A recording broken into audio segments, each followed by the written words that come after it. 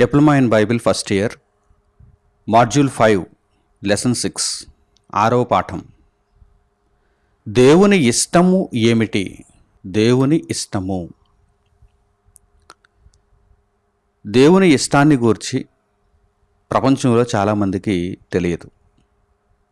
ఎలా చెప్పగలనంటే, దేవునికి ఇష్టము కానిటువంటి వాటిని దేవుని పేరిట దేవుని దగ్గరకు తీసుకుని వస్తున్నారు.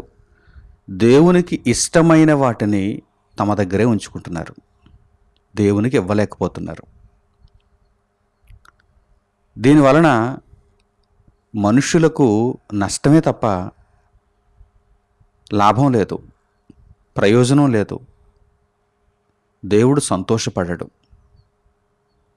పరిశుద్ధ గ్రంథంలో ఈ విషయాన్ని గురించి దేవుడు పలుమార్లు వ్రాయించాడు. ప్రారంభం నుంచి కూడా దేవునికి ఇష్టమైనది ఏదో తెలుసుకోకుండా దేవునికి అర్పణలు ఇస్తున్నారు, దేవునికి బలులు ఇస్తున్నారు, దేవునిని సంతోషపెట్టలేకపోతున్నారు, దేవుని యొక్క ఆగ్రహానికి లోనవుతున్నారు. ప్రారంభం నుంచి కూడా మొట్టమొదట ఆదాము కుమారులైనటువంటి కయీను, హేబెలు దగ్గర మనం ఆలోచన చేయగలిగితే, హేబెలు అనగా కయీను తమ్ముడైనటువంటి హేబెలు దేవునికి ఇష్టమైనటువంటి అర్పణిచ్చాడు. దేవుడు స్వీకరించేటటువంటి అర్పణిచ్చాడు. మరి కయీనుకు దేవుని ఇష్టంతో పని లేదు, దేవుని ఇష్టాన్ని తెలుసుకోలేదు. దేవుడు ఏం కోరుకుంటున్నాడు అనే దానిని కయీను తెలుసుకోలేదు. తన ఇష్టానుసారంగా ప్రవర్తించాడు. కయీను తన ఇష్టానుసారంగా ప్రవర్తించాడు, దేవుని ఇష్టాన్ని తెలుసుకోలేదు. కనుక కయీను యొక్క అర్పణ నిరాకరింపబడింది. తద్వారా ఏం జరిగింది? కయీను నరహంతకుడు అయిపోయాడు, హేబెలు హతసాక్షి అయిపోయాడు. మీకు అర్థమవుతుందా? కనుక దేవుని ఇష్టాన్ని ప్రతి ఒక్కరూ కూడా తప్పనిసరిగా తెలుసుకోవాలి. దేవుడు మెచ్చిన అర్పణ ఏది? దేవుడు ఇష్టపడి తీసుకునే కానుక ఏది? అసలు దేవుని మనసులో ఏముంది? దేవునికి ఏమంటే ఇష్టం? ఈ విషయాన్ని అర్థం చేసుకోలేక అపార్థం చేసుకుంటూ చాలామంది మనుషులు దేవునికి ఇష్టము కానిటువంటి వాటిని దేవుని దగ్గరకు తీసుకుని వస్తున్నారు. అలాంటప్పుడు దేవుడు వారిచ్చిన వాటిని ఎలా స్వీకరించగలడు చెప్పండి? మేము ఇచ్చాము అని చేతులు దులుపుకుంటున్నారే కానీ దేవుడు తీసుకున్నాడా లేదా, దేవుడు తీసుకుని సంతోషిస్తున్నాడా లేదా, నన్ను దీవిస్తున్నాడా లేదా అనేటువంటి విషయాన్ని ఎవ్వరూ పట్టించుకోవటం లేదు. ఇచ్చామా లేదా అనుకుంటున్నారు. మన ఇంటికి ఎవరైనా ఒక అతిథి వచ్చాడు అనుకోండి, ఆ అతిథికి ఇష్టమైన పదార్థాలను మనం పెట్టాలి. ఆ అతిథి సంతోషపడేటట్టుగా వసతిని మనం కల్పించాలి. అంతే తప్ప ఆ అతిథికి ఇష్టము లేనటువంటి వాటిని మనము వండి పెడితే ఆ అతిథి వాటిని తీసుకోగలడా? అసౌకర్యంగా మనం వసతినిస్తే ఉండగలడా? ఇట్టి మాదిరిగా దేవుని ఇష్టాన్ని పరీక్షించి తెలుసుకొని దేవునికి ఇష్టమైన దానిని ఇవ్వడానికి మనుషులు ప్రయత్నించాలి. కనుక ఈ పాఠ్యాంశంలో దేవుని ఇష్టము ఏమిటో మనం తెలుసుకుందాం. సాధారణంగా చాలామంది దేవునికి ఇష్టము అనగానే పరిశుద్ధ గ్రంథాన్ని చదివినా కానీ పైపైన సంగతులను చూచిన వారుగా కనిపిస్తారు. కనుక ఏమనుకుంటారు? దేవునికి ఇష్టమైనది ఏమిటని వారు భావిస్తారు. ప్రాచీన కాలంలో అనగా ఇశ్రాయేలీయుల కాలంలో దేవుడు ఇశ్రాయేలీయులను ఎప్పటికప్పుడు పరిశుద్ధులుగా ఉంచు నిమిత్తము, వారి పాపముల నుండి వారిని దూరము చేయు నిమిత్తము, వారు దేవుని పట్ల భయభక్తులు చూపు నిమిత్తము వారికి కొన్ని ఆజ్ఞలను, విధులను జారీ చేశాడు. అందులో భాగంగా దహన బలి, సమాధాన బలి, పాప పరిహారార్థ బలి, అపరాధ పరిహారార్థ బలి ఇత్యాది అర్పణలు ఉన్నాయి. దహన బలిగా వేటిని ఎలా అర్పించాలి, సమాధాన బలిగా వేటిని ఎలా అర్పించాలి, పాప పరిహారార్థ బలిగా వేటిని ఎలా అర్పించాలి, అపరాధ పరిహారార్థ బలిగా వేటిని ఎలా అర్పించాలి, ఎందు నిమిత్తం అర్పించాలి, యాజకుని దగ్గరకు ఎందు నిమిత్తము వాటిని తీసుకుని రావాలి ఇత్యాది సంగతులన్నింటినీ కూడా దేవుడు ధర్మశాస్త్రంలో ఇశ్రాయేలీయులకు తెలియజేశాడు. ఇశ్రాయేలీయులు కావచ్చు, నేటి కాలంలో కొంతమంది కావచ్చు, ఏమనుకుంటున్నారంటే పరిశుద్ధ గ్రంథాన్ని చదివినప్పుడు, ధర్మశాస్త్రంలో ఆ సంగతులను చదివినప్పుడు దేవునికి ఇదిగో ఈ కోడె బలి, ఈ మేక బలి, ఈ పొట్టేలు బలి, ఈ పక్షి బలి, వీటి యొక్క మాంసము ఇష్టమేమో, దేవుడు వాటిని తింటున్నాడేమో, స్వీకరిస్తున్నాడేమో అని అనుకుంటున్నారు. ఇంతకీ దేవుడు ఇశ్రాయేలీయులకు ఈ దహన బలినివ్వండి, సమాధాన బలినివ్వండి, పాప పరిహారార్థ బలినివ్వండి, అపరాధ పరిహారార్థ బలినివ్వండి అని ఎందుకు చెప్పాడు? ఆయా జంతువులను, ఆయా పక్షులను దేవుడు బలిగా సమర్పించమని ఎందుకు చెప్పాడు? ఇశ్రాయేలీయుల జీవితాలు మారతాయని, వారు ఎల్లప్పుడూ ఆ పాపమును ద్వేషించి పరిశుద్ధతను ప్రేమించేవారుగా ఉంటారని, వారు పాపము చేయుచున్నారని ఎల్లప్పుడూ జ్ఞాపకం చేసుకుంటారని, దేవునితో అనుక్షణం సమాధానంతో ఉంటారని దేవుడు ఈ విషయాలన్నీ వారికి పొందుపరిచాడు. అంతే తప్ప వారు సమర్పిస్తున్నటువంటి ఆ మాంసమును ఆయన తినాలనో లేకపోతే యాజకులకు కడుపు నింపాలనో ఆయన ఉద్దేశం కాదు. దేవుని యొక్క ఉద్దేశం ఏంటంటే ఇశ్రాయేలీయులు పరివర్తన చెందాలి. ప్రతి క్షణం కూడా ఇశ్రాయేలీయులు దేవుని పట్ల భయభక్తులను చూపించాలి. ఆ విషయాన్ని దేవుడు కోరుకున్నాడు. కానీ ఇశ్రాయేలీయులు ఏం చేశారు? దేవుడు దహన బలి ఇమ్మన్నాడు గనక దేవునికి ఇవిస్తే చాలు అంటే దేవుడు ఏ విధంగా దహన బలినిమ్మన్నాడో ఆ విధంగా మేము ఒక జంతువును దేవుని దగ్గర బలిచ్చేస్తే సరిపోతుంది, మా ప్రవర్తనతో దేవునికి పనేంటి, మేము మా ఇష్టానుసారంగా జీవితాన్ని కొనసాగిస్తాం అనుకుంటూ పక్కదారి పట్టారు. అంటే చెడు ప్రవర్తనతో వారు ఉన్నారు. చెడు ప్రవర్తనతో ఉంటూనే వారు ఏమని భావిస్తున్నారంటే దేవునికి కావలసింది దహన బలే కదా, సమాధాన బలే కదా, పాప పరిహారార్థ బలే కదా, అపరాధ పరిహారార్థ బలే కదా, ఇచ్చేద్దాం, దేవుడు సంతోషిస్తాడు, దేవుడే వాటిని ఇమ్మని చెప్పాడు గనక దేవుడు వాటినే ఇష్టపడుతున్నట్టున్నాడు అని అనుకున్నారు. దేవుడు వాటిని ఇష్టపడలేదు, ఇశ్రాయేలీయులలో సత్ప్రవర్తనను ఇష్టపడ్డాడు. అందుచేతనే ఎప్పుడైతే ఇశ్రాయేలీయులు తప్పుత్రోవ పట్టి ధర్మశాస్త్రాన్ని విసర్జిస్తూ దేవుడు చెప్పిన ఆజ్ఞలను విధులను గైకొనకుండా కేవలము దేవునికి ఇష్టమైనవి ఇవే అని చెప్పి జంతువులను పక్షులను బలులుగా ఇస్తున్నారో అప్పుడు దేవుడు వెంటనే మాట్లాడుతున్నాడు. ఇశ్రాయేలీయులకు చెబుతున్నాడు, జ్ఞానాన్ని నేర్పిస్తున్నాడు. చూడండి ఆ మాటలను ప్రారంభంలో మీరు చూడండి.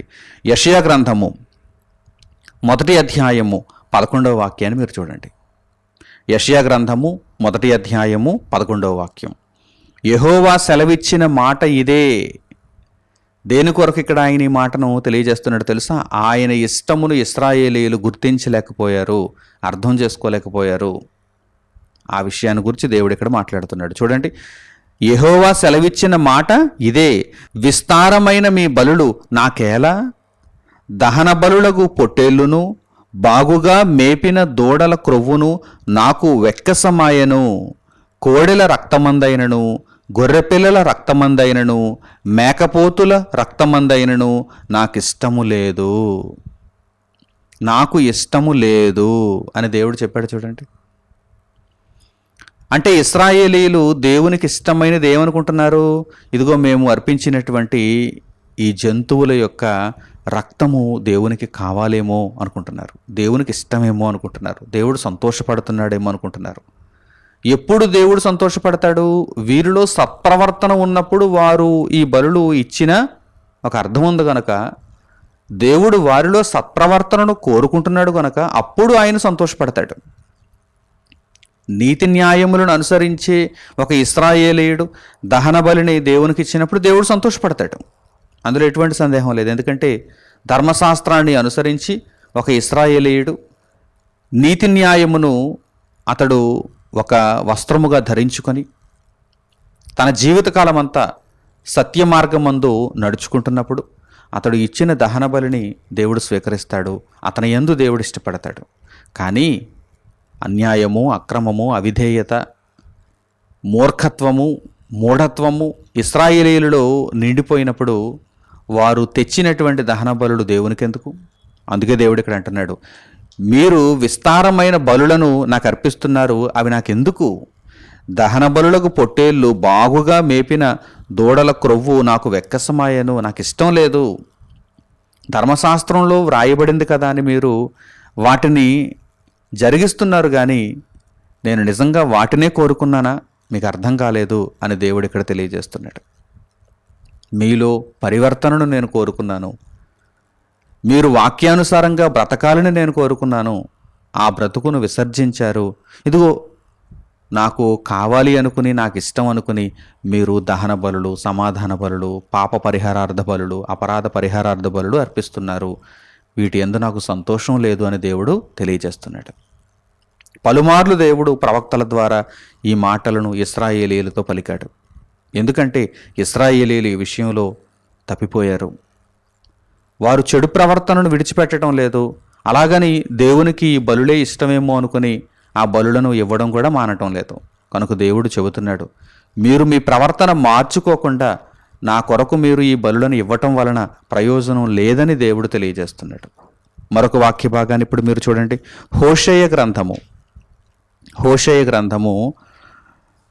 6వ అధ్యాయము 6వ వాక్యాన్ని మీరు చూడండి. హోషేయ గ్రంథము 6వ అధ్యాయము 6వ వాక్యం. నేను బలిని కోరను. దేవుడు ఒక బలిని కోరుకుంటున్నాడు, దేవునికి ఒక బలి ఇష్టము అని మీరందరూ అనుకుంటున్నారేమో. నేను బలిని కోరను గాని కనికరమునే కోరుచున్నాను.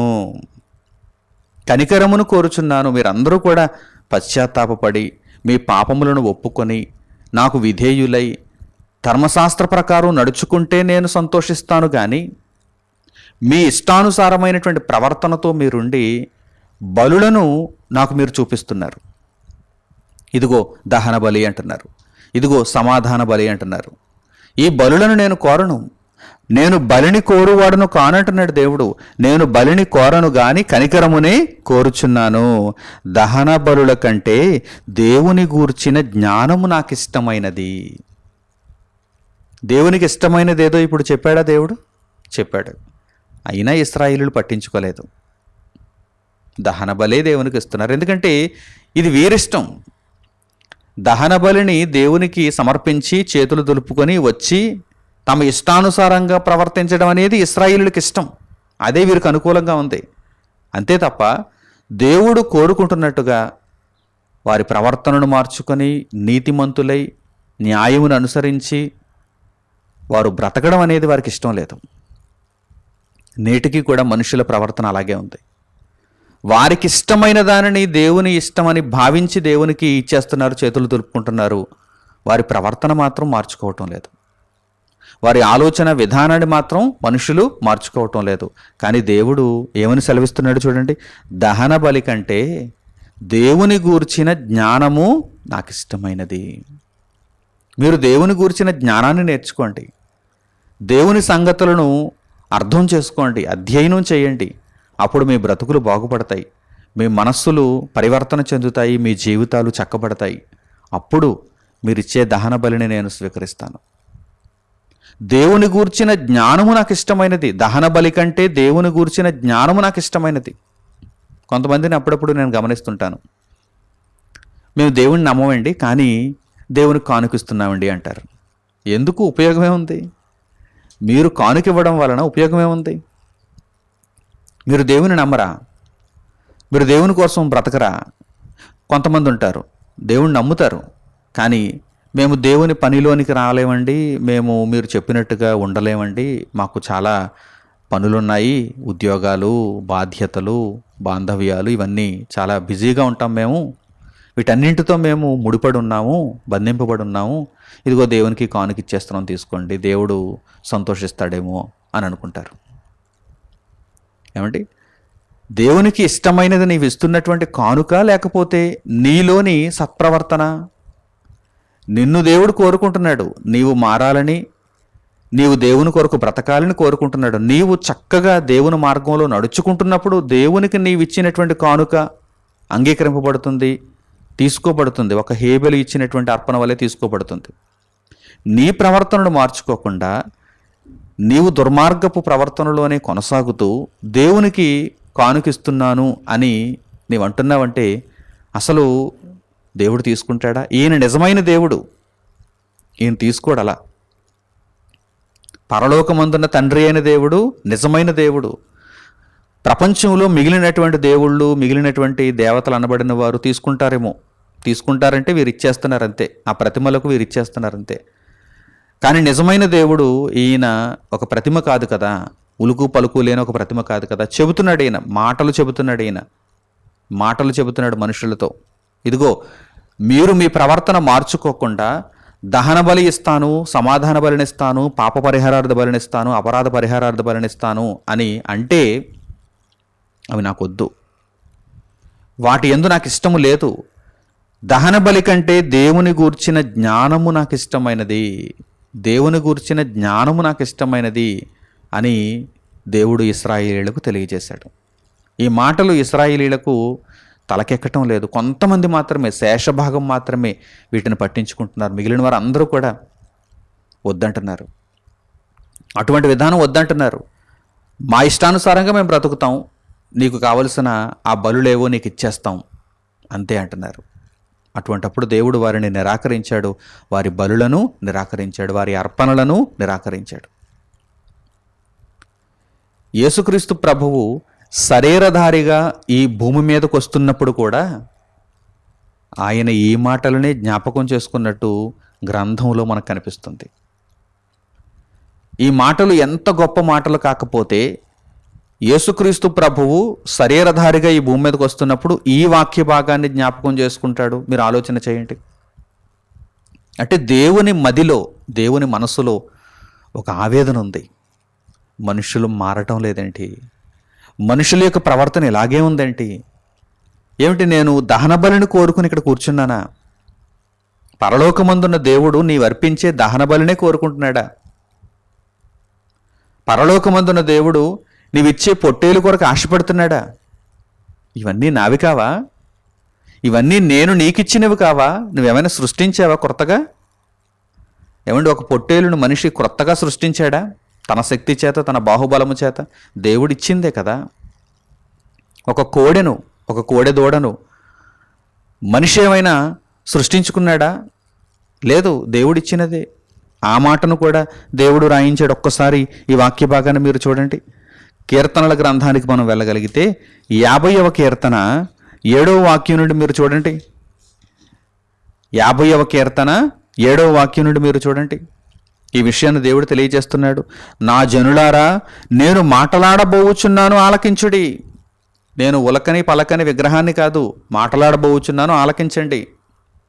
ఏవేవో అర్పణలు తీసుకొచ్చేస్తున్నారు, మీ ఇష్టానుసారమైనటువంటి ప్రవర్తనతో మీరు ఉంటున్నారు. మీరిచ్చే అర్పణలు నేను తీసుకుని నేను నోరు మూసుకుని కూర్చోవాలని మీరు అంటున్నారా? నేను మాటలాడబోవుచున్నాను, ఆలకించుడి. ఇశ్రాయేలు ఆలకింపుము.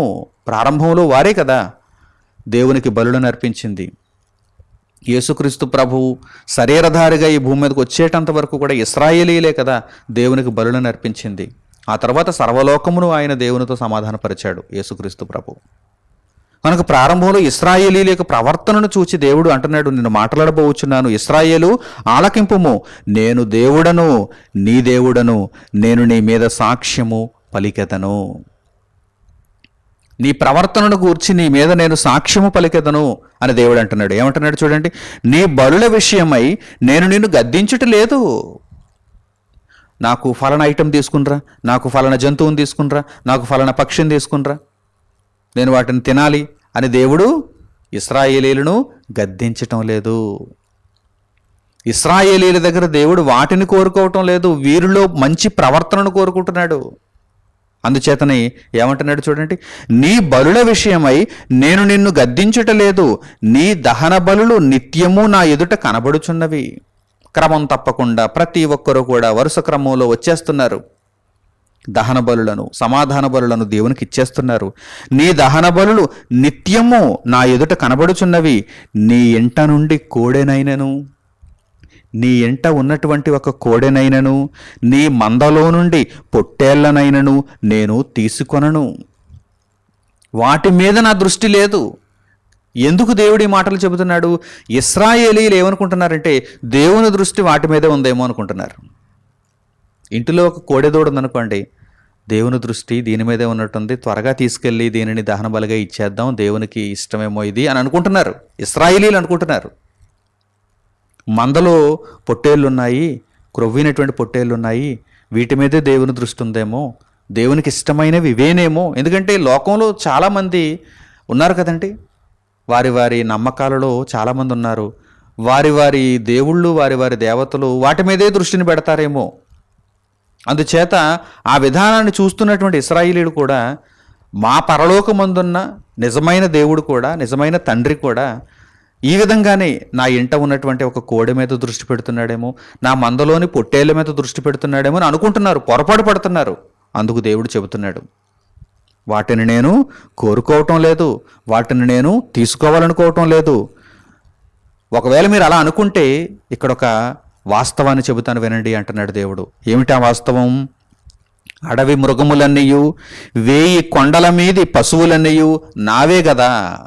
ఒకవేళ నిజంగా నాకు ఈ పశు మాంసమును తినాలి అనేటువంటి ఆశ ఉంటే నేనే వాటిని సృష్టించాను. నా సంపద ఎంతో తెలుసా? అటవీ సంపద అంతా నాదే. అడవి మృగములు మందలుగా ఉండేటువంటి అడవి మృగములు అన్నీయు, 1000 కొండల మీది పశువులన్నీయు నావే కదా. ఇంకా నాకు వాటిని కావాలి అనుకుంటే, వాటిని నేను కోరుకుంటూ ఉంటే ఇంకా వాటిని ఎక్కువగా పుట్టించేస్తాను. దేవునికి అది ఎంత పని చెప్పండి? వీటన్నిటినీ సృష్టించిన దేవునికి అది ఎంత పని చెప్పండి? నిజంగా ఇంకా వీటిని ఎక్కువగా కావాలి అనుకుంటే విస్తారముగా వాటిని ఆయన పుట్టించేస్తును కదా. ఇవన్నీ నావే కదా అంటున్నాడు ఆయన. ఇవన్నీ నావే కదా. అడవి మృగములన్నీ నావే, 1000 కొండల మీది పశువులన్నీయు నావే. ఆ తర్వాత కొండలలోని పక్షులన్నిటినీ నేను ఎరుగుదును. అవన్నీ నాకు మొరపెడుతున్నాయి. వాటన్నిటినీ సృష్టించిన వాడును నేనే. నేను గుప్పిలి విప్పగా అవన్నీ సంతోషపడుతున్నాయి, ఆహారాన్ని తీసుకుంటున్నాయి, సంతోషపడుతున్నాయి, జీవిస్తున్నాయి. కొండలలోని పక్షులన్నిటినీ నేను ఎరుగుదును. పొలములలోని పశ్వాదులు నా వశమై ఉన్నవి. ఇంకా చెప్పాలంటే నీ ఇంట ఉన్న కోడెదూడ కూడా నాదే, నీ మందంతా నాదే, పొట్టేళ్ల మందంతా నాదే.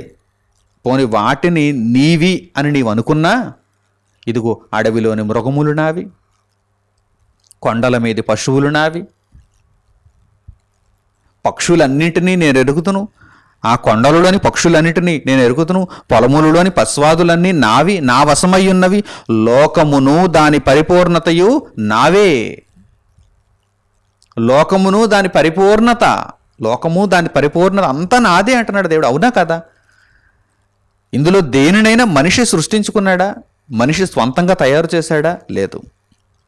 లోకమును దాని పరిపూర్ణతయు దేవునివే. మరి అలాంటప్పుడు దేవుడు సృష్టించిన వాటిలో కొన్ని దేవుని దగ్గరకు తీసుకుని వెళ్ళి, దేవుడు వీటి మీదే దృష్టి పెట్టాడు, వీటినే కోరుకుంటున్నాడు, వీటి యందు దేవునికి ఇష్టం ఉందని మీరెందుకు అనుకుంటున్నారు? మీలో పరివర్తన రావాలని, మీరు పశ్చాత్తాపపడి పాపమును విడిచి దేవునితో సమాధాన పడాలని ఒక దహన బలి ఇమ్మని చెప్పాను, ఒక సమాధాన బలి ఇమ్మని చెప్పాను. మీరు పాపమును జరిగించినప్పుడు పాప పరిహారార్థ బలి ఇమ్మని చెప్పాను, అపరాధ పరిహారార్థ బలిని ఇమ్మని చెప్పాను. అంతే తప్ప నేను ఆ జీవులను, ఆ జంతువులను, ఆ పక్షులను మీరు వధించినప్పుడు ఆ రక్తమును కానీ ఆ మాంసమును కానీ తీసుకుంటూ సంతోషపడుతున్నానని, వాటి యందు నేను ఇష్టపడుతున్నానని అనుకోకండి. లోకమందు ఇంకా ఇతరమైనటువంటి మత విశ్వాసాలలో వారి వారి దేవుళ్ళు అలా అనుకుంటున్నారేమో. అలా అనుకుంటున్నారని వీరు వారికి రక్తాన్ని జల్లి మాంసాన్ని ఇచ్చి చేతులు దులుపుని వచ్చేస్తున్నారేమో. కానీ మీరు అలా ఉండకూడదని దేవుడు తెలియజేస్తున్నాడు. నేను నిజమైన దేవుడను, నేను చెబుతున్న మాటలను వినండి అని దేవుడు ఇక్కడ వ్రాయించాడు. ఈ పశువులన్నీ నావే, ఈ పక్షులన్నీ నావే, మృగములన్నీ నావే, ఈ పొట్టేళ్ళన్నీ నావే, ఈ మందలన్నీ నావే. మీకు అర్థమవుతుందా? లోకము దాని పరిపూర్ణత అంతా దేవునిదే. కనుక దేవుని యొక్క కనుదృష్టి వీటి మీద ఉండి వీటి యందు దేవుడు ఇష్టపడుతున్నాడని మీరు అనుకోకండి. మనుషులలో మార్పును దేవుడు కోరుకుంటున్నాడు. మనుషులు నీతి మార్గమును అనుసరించాలని దేవుడు ఆశిస్తున్నాడు. కనుక యేసుక్రీస్తు ప్రభువు శరీరధారిగా ఈ భూమి మీదకి వస్తున్నప్పుడు ఈ మాటలని ఆయన జ్ఞాపకం చేసుకుంటున్నాడు. తండ్రి, నీకిష్టమైనదేంటో దానినే నేను ఇవ్వడానికి లోకములోనికి వెళుతున్నాను అన్నాడు ఆయన. యేసుక్రీస్తు ప్రభు శరీరధారిగా ఈ భూమి మీదకి అడుగు పెట్టేటప్పుడు ఈ మాటలని జ్ఞాపకం చేసుకుంటూ, దేవా తండ్రి, నీకిష్టమైనదేమిటో ఈ ప్రజలు తెలుసుకోలేకపోయారు. నీకిష్టమైనదేమిటో ఈ ప్రజలు తెలుసుకోలేకపోయారు. ఒక పొట్టేలు నీకు ఇష్టం అనుకుంటున్నారు, ఒక కోడెదోడ నీకు ఇష్టం అనుకుంటున్నారు, ఒక పక్షి నీకు ఇష్టం అనుకుంటున్నారు. వాటిని నీకు ఇచ్చి తమ చేతులు దులుపుకొని వారు మాత్రం నిత్యనాశనానికి జారిపోతున్నారు. తండ్రి, వీరికి నీ మనసు చెప్పాలని నేను వెళుతున్నాను. ఇదిగో, నీకిష్టమైన దానిని నేనిస్తాను, నీకిష్టమైన దానిని ఎలా ఇవ్వాలో ఈ ప్రపంచానికి నేర్పుతాను అని శరీరధారిగా ఆయన ఈ భూమి మీద అడుగుపెట్టాడు. ఇప్పుడు ఆ మాటలను మీరు చూడండి. పౌలు గారు హెబ్రీయులకు రాసిన పత్రిక 10వ అధ్యాయము 5వ వాక్యం నుండి మీరు చూడండి. పౌలు గారు హెబ్రీయులకు రాసిన పత్రిక 10వ అధ్యాయము 5వ వాక్యం నుండి, కాబట్టి ఆయన ఈ లోకమందు ప్రవేశించినప్పుడు ఇలాగు చెప్పుచున్నాడు. యేసుక్రీస్తు ప్రభువు లోకములో ప్రవేశించేటప్పుడు ఏ మాటలను జ్ఞాపకం చేసుకుంటున్నాడో చూడండి, ఏమని చెబుతున్నాడో చూడండి. బలియు అర్పణయు నీవు కోరలేదు. హోషేయ గ్రంథం 6వ అధ్యాయం 6వ వాక్యంలో రాయబడింది కదా, బలిని నేను కోరను, కనికరమునే కోరుచున్నాను అని. ఆ మాటలను ఆయన జ్ఞాపకం చేసుకుంటున్నాడు. ప్రధానంగా మనుషులకు నేర్పించాలి ఈ విషయం. మనుషులలో చాలామంది తొట్టిల్లిపోయారు, వారికి అర్థం కావటం లేదు, నీ మనసు అర్థం కావటం లేదు. ఇదిగో, నేను నీ కొరకు నీకిష్టమైన దానిని పరీక్షించి దానినే నీకు సమర్పిస్తాను. నీవు కోరని దానిని నాకు ఇష్టమైనా కానీ నేను ఇవ్వను. నీవు కోరలేదు గనక నేను వాటిని ఇవ్వలేను. నీవు కోరిన దానిని ఎంత కష్టమైనా నేను ఇస్తాను అని యేసుక్రీస్తు ప్రభువారు లోకములో అడుగు పెడుతున్నారు. చూడండి, బలియు అర్పణయు నీవు కోరలేదు గాని నాకొక శరీరమును అమర్చితివి. నీ కనుదృష్టి పొట్టేలు మీదో లేకపోతే కోడెదోడ మీదో పక్షి మీదో లేదు, నా శరీరము మీద ఉన్నది. నా శరీరము నీతిని అనుసరించాలని నీవు కోరుకుంటున్నావు. నా శరీరము నీతి మార్గంలో నడుచుకోవాలని నీవు కోరుకుంటున్నావు. నలుగురిని బ్రతికించటానికి నా శరీరము అర్పణ కావాలని నీవు కోరుకుంటున్నావు. అందుచేతనే నీవు నాకొక శరీరమును అమర్చితివి అని యేసుక్రీస్తు ప్రభు వారు అంటున్నారు. యేసుక్రీస్తు ప్రభు శరీరధారిగా లోకములో అడుగు పెట్టేటప్పుడు ఈ విషయాన్ని జ్ఞాపకం చేస్తున్నారు ఆయన. బలియు అర్పణయు నీవు కోరలేదు గాని నాకొక శరీరమును అమర్చితివి. పూర్ణ హోమములు పాప పరిహారార్థ బలులను నీకు ఇష్టమైనవి కావు, వాటి యందు నీవు దృష్టి పెడుతున్నావని వీరనుకుంటున్నారు. కానీ మనిషి యందు నీవు దృష్టిని కలిగి ఉన్నావని వీరు తెలుసుకోలేకపోతున్నారు. పూర్ణ హోమములను పాప పరిహారార్థ బలులను నీకు ఇష్టమైనవి కావు. అప్పుడు నేను గ్రంథపు చుట్టలో నన్ను గూర్చి వ్రాయబడిన ప్రకారము మనము ఆలోచన చేయాలి, వ్రాయబడిన ప్రకారము మనం ప్రవర్తించాలి. ఇదిగో యేసుక్రీస్తు ప్రభువారు తెలియజేస్తున్నారు. చూడండి, గ్రంథపు చుట్టలో నన్ను గూర్చి ఏమని వ్రాయబడింది? గ్రంథపు చుట్టలో నన్ను గూర్చి వ్రాయబడిన ప్రకారము చూడండి, దేవా నీ చిత్తము నెరవేర్చుటకు ఇదిగో నేను వచ్చి ఉన్నానంటిని. నీ చిత్తము నెరవేర్చుటకు నేను వచ్చి ఉన్నాను. అది నీ ఇష్టం. దేవుని ఇష్టం ఏంటి? దేవుని యొక్క చిత్తమును నెరవేర్చుట, అది దేవుని ఇష్టం. దేవుని చిత్తమును మనం ఎలా నెరవేర్చగలం? ఇదిగో దేవుడిచ్చినటువంటి ఈ శరీరమునందు మనము నెరవేర్చగలం. కనుక శరీరమును దేవుడిచ్చాడని యేసుక్రీస్తు ప్రభు జ్ఞాపకం చేసుకుంటున్నారు. నీ చిత్తమును నెరవేర్చుటకు నేను వచ్చాను, నా ఇష్టాన్ని నేను నెరవేర్చుకోవడం కాదు. ఏమంటే ఇశ్రాయేలీయులు కానీ ప్రస్తుతం సర్వలోకము కానీ తమ ఇష్టాన్ని తాము పట్టించుకుంటున్నారా, లేక దేవుని ఇష్టాన్ని పట్టించుకుంటున్నారా అంటే తమ ఇష్టాన్నే. దేవుని ఇష్టాన్ని ఎందరైతే పట్టించుకుంటారో వారే ధన్యజీవులు, వారే నిత్యత్వానికి అంగీకరింపబడతారు. ఇదిగో నీ చిత్తము నెరవేర్చుటకు నేను వచ్చి ఉన్నానంటని బలులు, అర్పణలు, పూర్ణ హోమములు, పాప పరిహారార్థ బలులను నీవు కోరలేదనియు, అవి నీవు కోరలేదు. బలులను నీవు కోరలేదు, పూర్ణ హోమములను నీవు కోరలేదు, పాప పరిహారార్థ బలులను నీవు కోరలేదనియు, అవి నీకు ఇష్టమైనవి కావనియు. ఎంత స్పష్టంగా వ్రాయబడిందండి. అవి నీకు ఇష్టమైనవి కావనియు, అవి దేవునికి ఇష్టమైనవి కావు. అలా పైన చెప్పిన తరువాత, అవి నీకు ఇష్టమైనవి కావనియు పైన చెప్పిన తరువాత ఆయన నీ చిత్తము నెరవేర్చుటకు ఇదిగో నేను వచ్చి ఉన్నానని చెప్పుచున్నాడు. అంటే దేవుని యొక్క ఇష్టము ఏమిటన్నమాట? దేవుని చిత్తమును నెరవేర్చుట.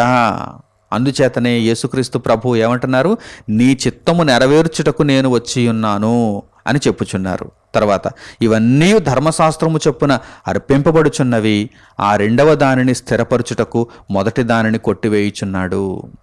మరి అలాగైతే మునుపటి కాలంలో దహన బలులను ఇమ్మని దేవుడే ఎందుకు చెప్పాడు? సమాధాన బలులను ఇమ్మని దేవుడే ఎందుకు చెప్పాడు? పాప పరిహారార్థ బలులను ఇమ్మని దేవుడే ఎందుకు చెప్పాడు? అపరాధ పరిహారార్థ బలులను ఇమ్మని దేవుడే ఎందుకు చెప్పాడు? పూర్ణ హోమములను జరిగించమని దేవుడే ఎందుకు చెప్పాడు? వారిలో పరివర్తన రావాలని దేవుడు కోరుకున్నాడు.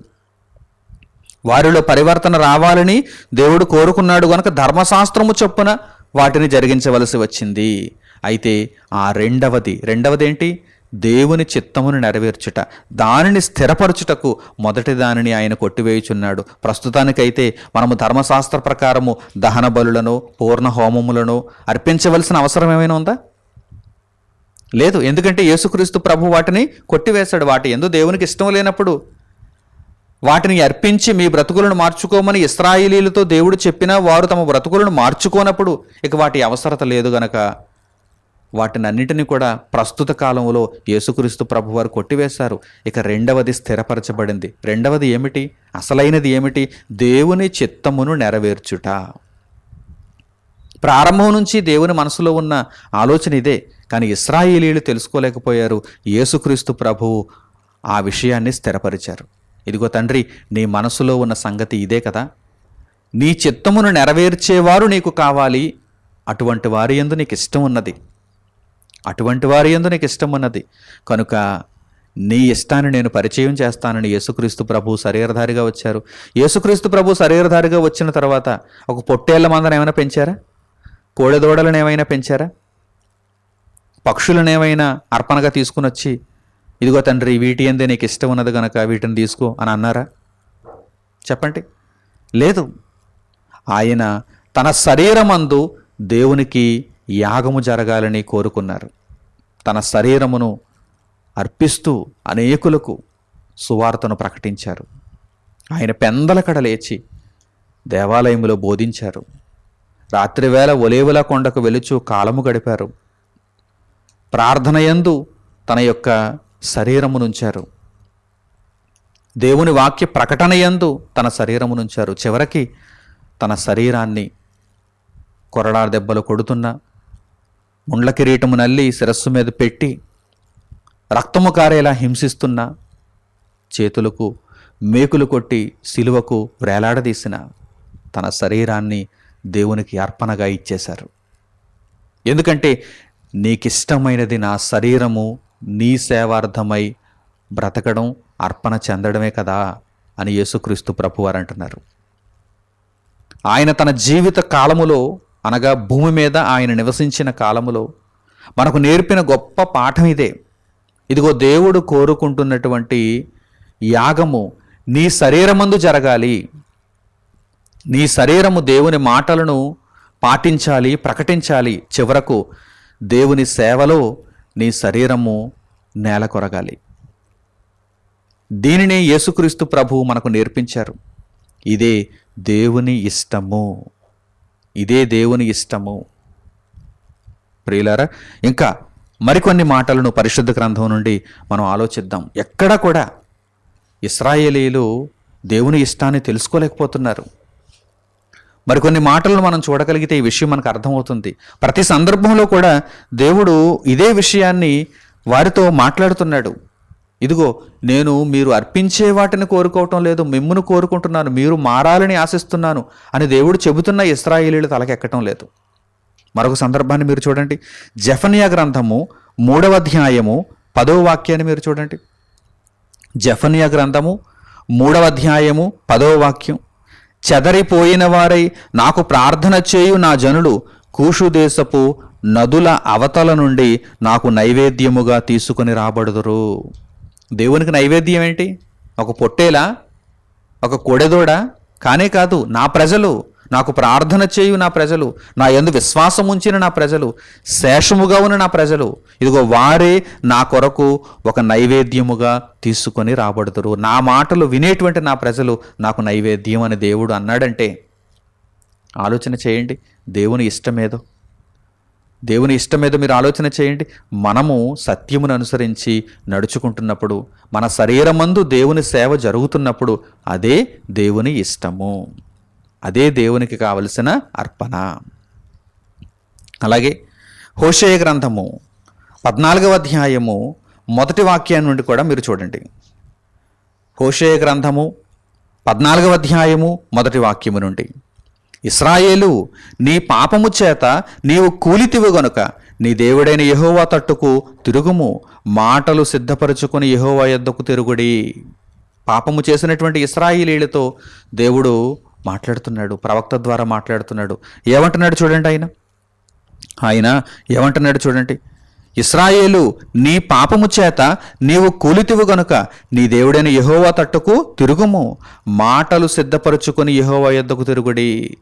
దేవుని యొద్దకు వెళ్ళాలంటే ఒక పొట్టేలును వెతుక్కుందాం, ఒక పక్షిని వెతుక్కుందాం, ఒక కోడిదూడను వెతుక్కుందాం అని కాదు. మాటలు సిద్ధపరచుకోండి ముందు. నేను వాటి ఎందుకు దృష్టి పెట్టడం లేదని మీకు తెలుసు, మీకు చెప్పాను నేను, మీరు వినండి, నేర్చుకోండి అంటున్నాడు దేవుడు. మాటలు సిద్ధపరచుకోండి. దేవుని యొద్దకు వచ్చి ఏం చెబుతారు? మీరు మీ పాపములను మీరు ఒప్పుకొని వాటిని విసర్జించి దేవుని కొరకు ఇక బ్రతుకుతామని చెప్పగలరా? ఆ మాటలను సిద్ధపరచుకొని దేవుని యొద్దకు రండి. మాటలు సిద్ధపరచుకుని యెహోవా యొద్దకు తిరుగుడి. మీరు ఆయనతో చెప్పవలసినదేమనగా, మా పాపములన్నిటినీ పరిహరింపుము, ఎడ్లకు బదులుగా నీకు మా పెదవులను అర్పించుచున్నాము, నీవు అంగీకరింపదగినవి అవే మాకున్నవి అని మీరు చెప్పాలి. చూసారండి దేవుడు ఎంత మంచివాడో. ఏమండి, ఎడ్లను కోరుకుంటున్నాడా? పొట్టేళ్లను కోరుకుంటున్నాడా? మీరు అర్పించే ఈ జంతువులను, పక్షులను, పూర్ణ హోమములను దేవుడు ఆశిస్తున్నాడా? లేనేలేదు. అందుచేతనే మీరు చెప్పవలసినది ఏమనగా, మా పాపములన్నిటినీ పరిహరింపుమని చెప్పాలి. మేము పాపపు జీవితమునికి విడిచిపెట్టేస్తాం తండ్రి, మా పాపములను పరిహరింపుమని చెప్పాలి. ఎడ్లకు బదులుగా ఇదిగో నీకు మా పెదవులను అర్పించుచున్నాము, నీవు అంగీకరింపదగినవి అవే మాకున్నవి అని మీరు చెప్పాలి. మీ దగ్గర ఇంకేమున్నా కానీ దేవుడు వాటిని అంగీకరించడు. మీలోని పరివర్తనను దేవుడు కోరుకుంటున్నాడు. వచ్చి దేవునితో ఈ మాటలు చెప్పండి, ఆ మాటలను అనుసరించి జీవించండి అని దేవుడు కోరుకుంటున్నాడు. ఎంత గొప్ప దేవుణ్ణి ఈరోజు మీరు నేర్చుకుంటున్నారో తెలుసా? ఎంత గొప్ప దేవుని కొరకు మీరు ఈ అధ్యయనాలు చేస్తున్నారో తెలుసా? ప్రపంచంలోనే ప్రతి ఒక్కరికి జీవము కలిగిన మాటలను దయచేసే దేవుణ్ణి, నిత్యత్వాన్ని అనుగ్రహించగల దేవుణ్ణి మీరు తెలుసుకుంటున్నారు. ఆయన జ్ఞానాన్ని మీరు నేర్చుకుంటున్నారు. ఆయన ఇష్టాన్ని మీరు గ్రహిస్తున్నారు. దేవునికి ఇష్టమైనదేదో మనం పరీక్షించి తెలుసుకోవాలండి. అంతే తప్ప మనం ఒక నిర్ధారణకు వచ్చేయకూడదు. ఇది దేవునికి ఇష్టమేమో, ఇది దేవునికి ఇష్టమేమో అని మనం ఒక నిర్ధారణకు రావడం కాదు.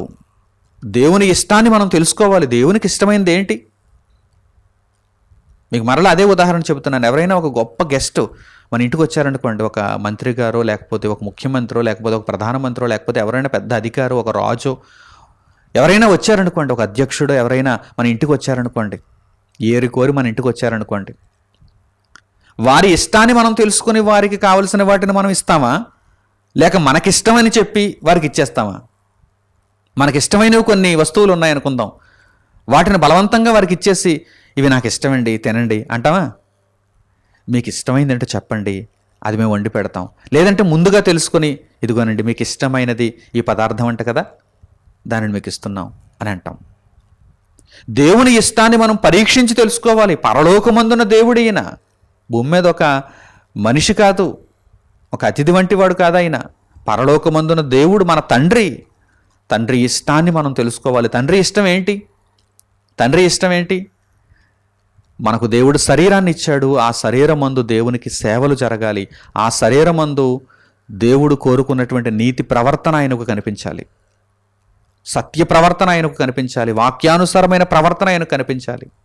అందుచేతనే ప్రభువుకి ఏది ఇష్టమో దానిని పరీక్షించండి అని పరిశుద్ధ గ్రంథంలో తెలియచేయబడింది. తెలుసుకోండి, పరీక్షించండి. చూడండి, ఈ మాటలు చూడండి. పౌలు గారు ఎఫెసీయులకు రాసిన పత్రిక 5వ అధ్యాయము 8వ వాక్యం నుండి మీరు చూడండి. పౌలు గారు ఎఫెసీయులకు రాసిన పత్రిక 5వ అధ్యాయము 8వ వాక్యం నుండి, మీరు పూర్వమందు చీకటి అయి ఉంటేరి. ఒకప్పుడు మీకు ఈ విషయాలు తెలియదు. దేవుని యొక్క ఇష్టం ఏమిటో తెలుసుకొని ఆ ఇష్టాన్ని మీరు నెరవేర్చాలనే విషయం మీకు ఒకప్పుడు తెలియదు. కనుక మీరు పూర్వమందు చీకటి అయి ఉంటేరి, ఇప్పుడైతే ప్రభువునందు వెలుగై ఉన్నారు.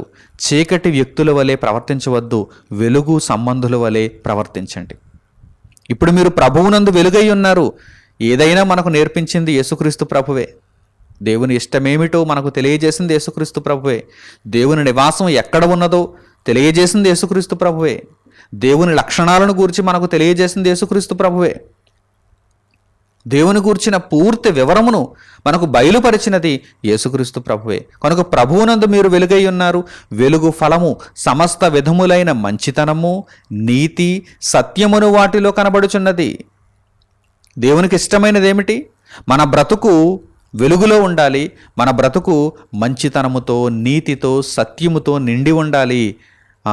ఆ వెలుగు ఫలము సమస్త విధములైనటువంటి మంచితనము, నీతి, సత్యమును వాటిలో కనబడుచున్నది. గనుక ప్రభువుకేది ప్రీతికరమైనదో దానిని పరీక్షించుచు వెలుగు సంబంధుల వలె నడుచుకొనుడి. ప్రభువుకేది ప్రీతికరమైనది దానిని మీరు పరీక్షించాలి.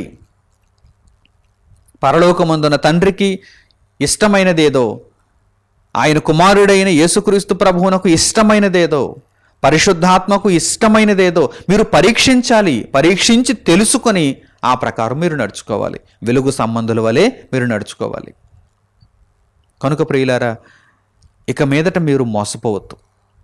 నిజంగా మోసపోతున్నారు చాలామంది. దేవునికి ఇష్టమైనదేదో తెలుసుకోకుండా వీరికి ఇష్టమని చెప్పి దేవుని దగ్గరకు తీసుకొని వచ్చి ఇచ్చేస్తున్నారు. అంటే నష్టపోతున్నట్టే కదా. దేవుడు వాటిని తీసుకోవటం లేదు, నిరాకరిస్తున్నాడు. ఏమంటే అర్పణ విషయంలో దేవునికి ఇష్టమైన దానిని ఇవ్వకపోతే ఇచ్చినవాడు నష్టపోయినట్టే. కయ్యను నష్టపోయాడు. పంట పొలములో కొంత తెచ్చి దేవునికి ఇచ్చేశాడు, చేతులు దులుపుకున్నాడు, సత్క్రియను చేయలేకపోయాడు, పాపమును ఏలికగా ఉంచుకున్నాడు, నష్టపోయాడు.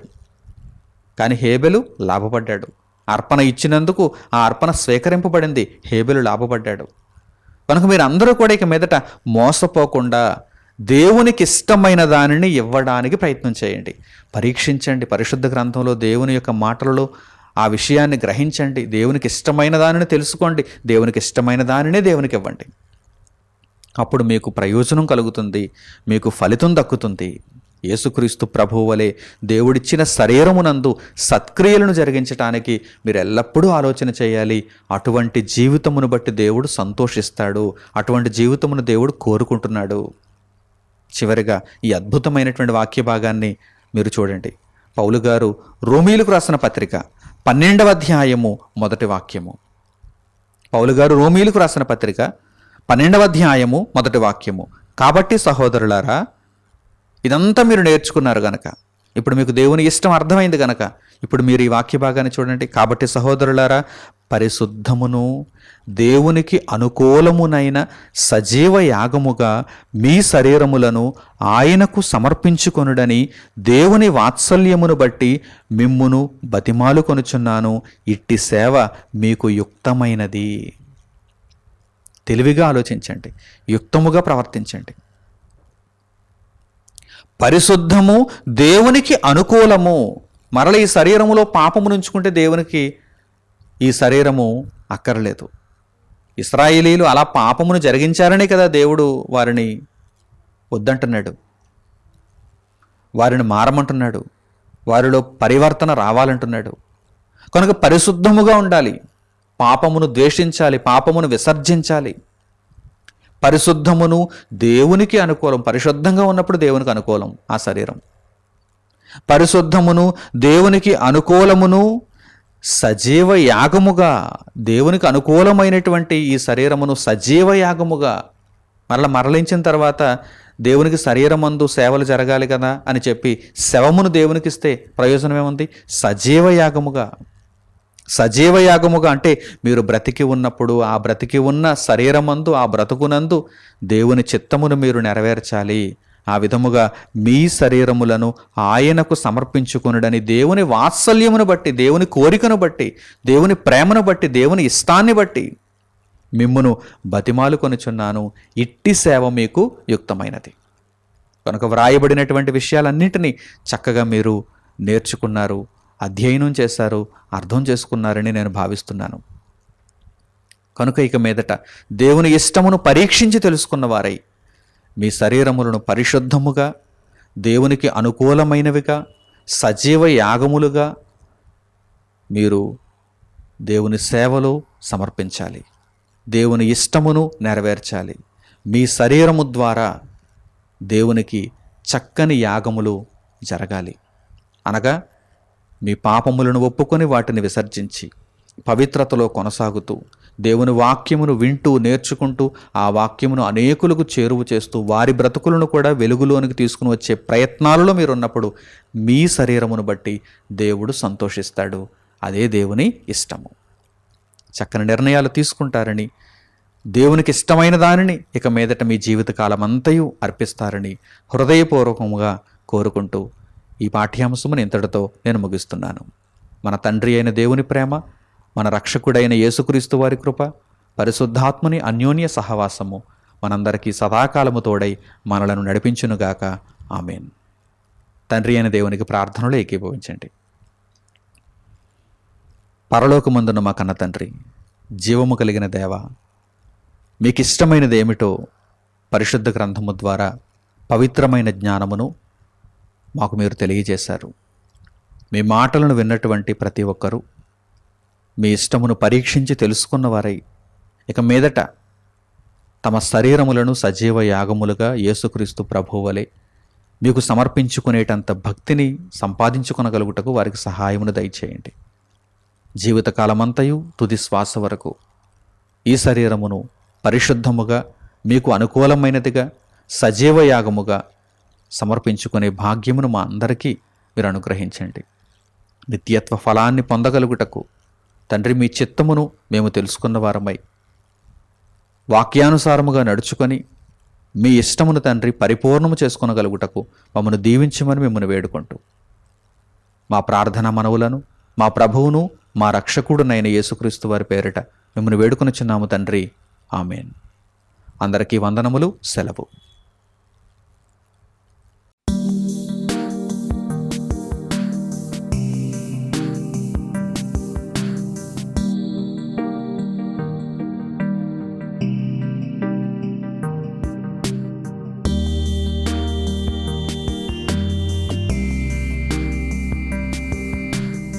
సహోదరులు మణికుమార్ గారు ప్రసంగించిన ఎన్నో ఆత్మ సంబంధమైన సంగతులను ఉచితముగా వీక్షించుటకు మా యూట్యూబ్ ఛానల్స్ ను తప్పక దర్శించండి. మా సమాచారమును ఎప్పటికప్పుడు తెలుసుకుని ఆత్మీయాభివృద్ధి నొందవలనంటే మా యూట్యూబ్ ఛానల్స్ ను సబ్స్క్రైబ్ చేసుకోండి. సత్వర నోటిఫికేషన్ల కొరకు సబ్స్క్రైబ్ బటన్ ప్రక్కనే ఉన్న బెల్ సింబల్ ను క్లిక్ చేయండి. మరిన్ని వివరములకు మీరు సంప్రదించవలసిన మా ఫోన్ నెంబర్స్ 8978414178 మరియు 8333927666. ధన్యవాదములు. ఈ కార్యక్రమమును అనేక మందికి పరిచయం చేయగలరని ఆశిస్తున్నాము. ప్రభువైన యేసుక్రీస్తు పేరిట మీకు శుభములు.